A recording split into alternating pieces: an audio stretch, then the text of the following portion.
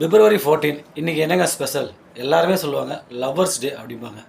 அது ஒரு பக்கம் இருக்கட்டும். ஆனால் இன்றைக்கி அதை விட முக்கியமான ஒரு நாளுங்க. என்னென்னு கேட்டிங்களா?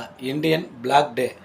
இந்தியன் பிளாக் டே ஏன் இன்றைக்கி அப்படின்னா, 2019ஆம் ஆண்டு காஷ்மீர் மாநிலத்தில் புல்வாமா மாவட்டத்தில் நம்மளுடைய இராணுவ வீரர்கள் நம்ம தாய் நாட்டை காப்பாற்றுறதுக்காக 40 இராணுவ வீரர்கள் தீவிரவாதிகளின் தாக்குதலால் 40 இராணுவ வீரர்கள் உயிர் நீத்த நாள் தான் இந்த பிப்ரவரி 14. அதனால தான் நாம் எல்லோரும் சேர்ந்து இன்றைக்கி இந்தியன் பிளாக் டே அனுசரிக்கிறோம்.